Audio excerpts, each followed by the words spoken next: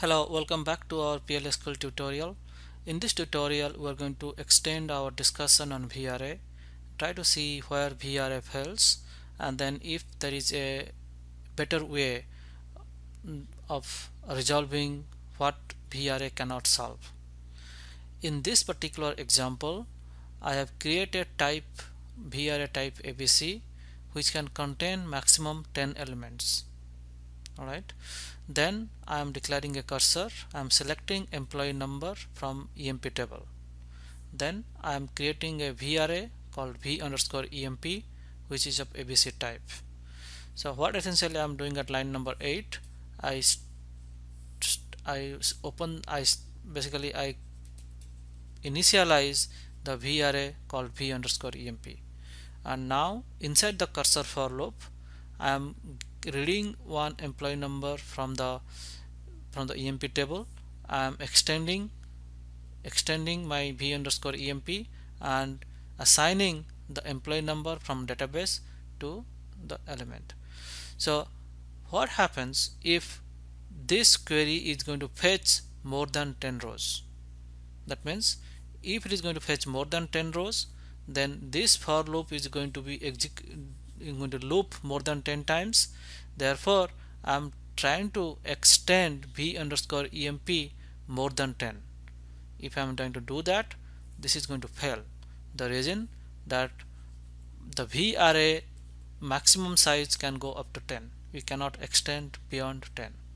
That is wrong. Okay, so therefore this is going to give me an error. However, if I make it 20, it might work.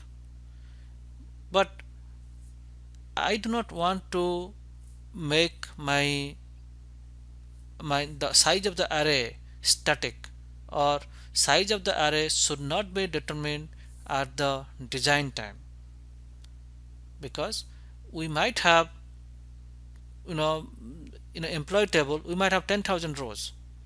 So are you going to go on and change every time? This is not a good practice. So is there any way that we can define some kind of array where the array can increase, the size of the array can increase dynamically, okay, based on the types of data? See, for example, in this case, if I have 14 rows, then the size of the array will be 14. Okay, so what essentially happens is that, okay, so we discuss PLSQL collection type. So the first one we discuss about VRA, then nested table. Another collection type called nested table essentially gives you that ability to change the size of the array dynamically. So let's see the solution. See the syntax difference. So I declare type ABC is table of number. See, in the first, this line gives you how do you declare a VRA. So whenever you declare a VRA, you basically give here the maximum size. But whereas whenever you declare a when you define a nested table, you do not give any size. Okay, that means Oracle is going to dynamically allocate depending on how many number of what kind of data you are putting into those array. Okay, so essentially the basic difference between VRA and nested table is that VRA size is fixed, but nested table size can be changed based on how many number of elements we are entering to that nested table. Okay, so now what I have done, in this example, I created a nested table now, because the type is nested table. So therefore V underscore EMP is a nested table right now, and then at this line number 6 it is pointing to null. However, at line number 9, whenever we initialize the same way that we are doing in VRA, we are going to initialize using the constructor. The default constructor is same name as the type. since the type name is ABC, therefore the default constructor is ABC.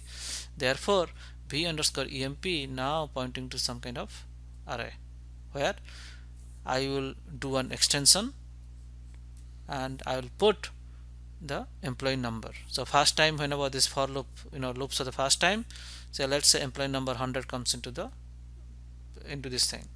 Then let's say 101, 102, let's say I have 120 employees. So this loop is going to loop for 20 times, and then each time I keep adding one element to my nested table called v underscore emp. Okay, so don't worry about why nested table. This is a name, just, and it is nothing but a variable array. Variable array means, like, the size is determined at the runtime. So in this case, if there is 20 rows fetched by this select statement, then I'm going to have 20 elements in v underscore emp, just like this. Then I'm going to end loop. So after this ending loop, I should have initialize v underscore emp. Okay, so this is how, basically from the syntax point of view, it is just same as VRA, and all the collection methods whatever you learn in VRA is going to be applicable for nested table. And in this case, in this example, we have shown you that I created one nested table of type ABC which can contain number, another nested table called PQR which can contain varchar2. Then I define two variables, v1 and v2. v1 is basically array of numbers, v2 is array of varchars. Then in line number 7 and 8, I initialize 1, 2, 3 and all this thing. Then what I'm trying to do, for I in 1, then v2 dot count means the total number of elements. So here in this case it is 3. Then I'm trying to print at index what is the value. Okay, so this is how I'm going to traverse the array. Similarly, you can also traverse the array by using another collection method called first and last. Okay, so this is the same mechanism by which you can traverse an array, either count or first or last. Here is another example that we do this extend and then add this thing. So this is in a for loop. I am extending. So basically at this time I do not know what is the size of my my nested table, but here inside the for loop the size is 10 to 10. And same way that whatever we extend and then basically populate this v array v3, sorry, this nested table v3 with 1, 2 up to 10. One interesting thing between the v array and nested table is delete.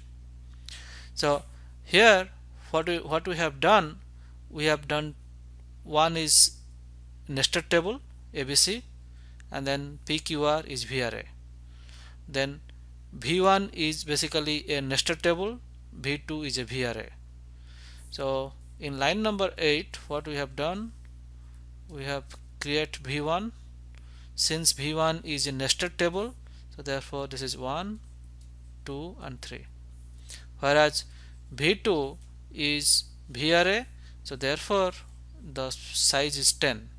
Okay, however we just have stored 1, 2 and 3, 1, 2 and 3, and then 7 elements are there.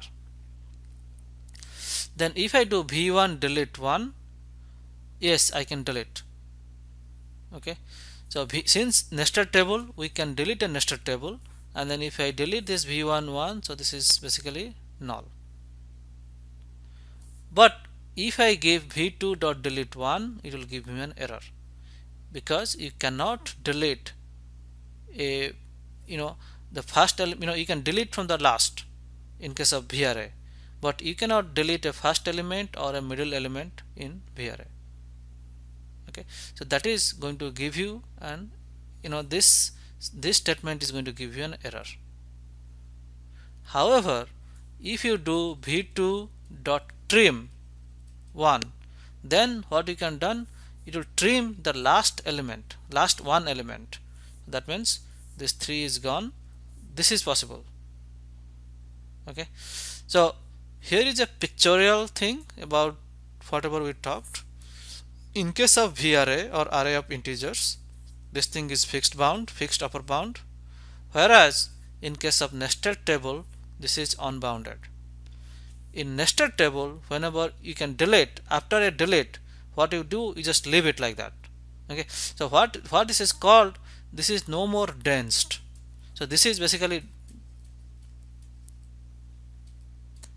densed.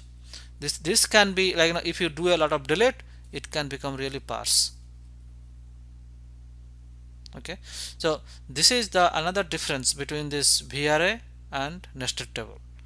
So essentially what you do, whenever you do not know what is the size of your array, then use nested table to store data. Okay, to store the nested table as your temporary array variable, and then you can use all collection method, that whatever you learn in VRA, so that your nested table manipulation will be easier and your application will be easy to maintain. Okay, so like all those count for first, last, and all those things is also applicable in nested table. Thank you.